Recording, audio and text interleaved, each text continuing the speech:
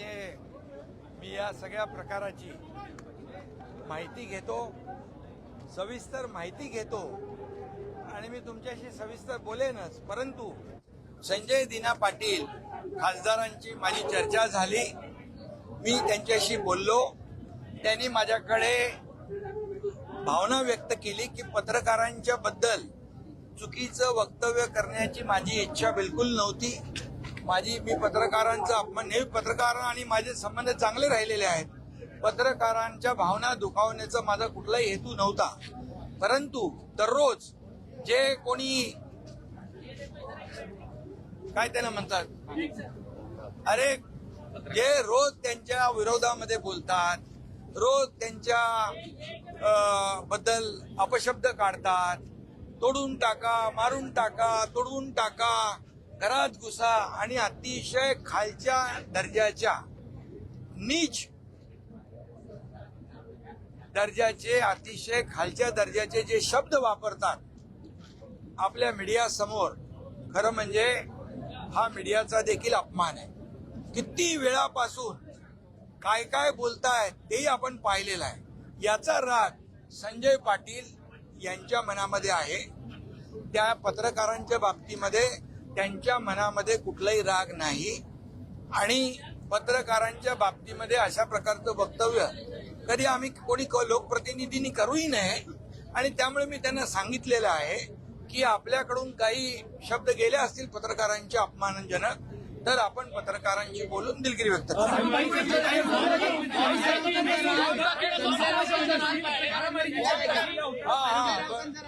म्हणून मी सांगतो, त्यांनी तशीच भावना व्यक्त केलेली आहे.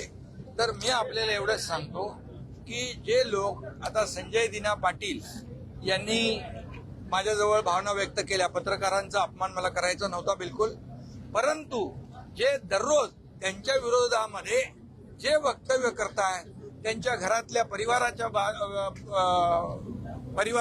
बाबतीमध्ये वक्तव्य करतात, हे अतिशय निंदनीय आहे. हे आता कुठली पातळी आहे? किती दिवस तुम्ही बघताय?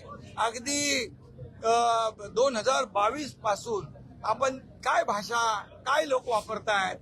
म्हणजे ही काय लोकशाहीमध्ये हे काय महाराष्ट्राची संस्कृती आहे का? ही महाराष्ट्राची परंपरा आहे का? अशा प्रकारे आई बहिणीचा उद्धार करणं, आई बहिणीवरून शिव्या देणं, हे किती आणि पत्रकारांच्या समोर आणि डोंट कट म्हणायचं. अरे काय हे? काय म्हणजे कुठल्या थराला जाऊन तुम्ही ह्या महाराष्ट्रामधली संस्कृती अगदी रसातळाला पोहोचवलेली आहे?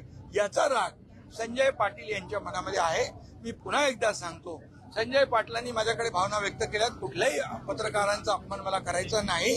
आणि त्यांना वाटतं या बाबतीमध्ये माझ्याकडून काही बोलणं अनावधानाने झालं असेल तर मी बिलकुल दिलगिरी व्यक्त करेन. अशा प्रकारचा माझी आणि त्यांची चर्चा झाली. मी स्वतः सांगतो की पत्रकारांच्या बाबतीमध्ये कधीही लोकप्रतिनिधी असेल, आमचा विषय असेल, आपला पक्ष असेल, तर कधीही कुठल्याही प्रकारचा अपमान, पत्रकार आणि लोकप्रतिनिधी हे आपण दररोज एक दुसऱ्याला पूरक आहोत.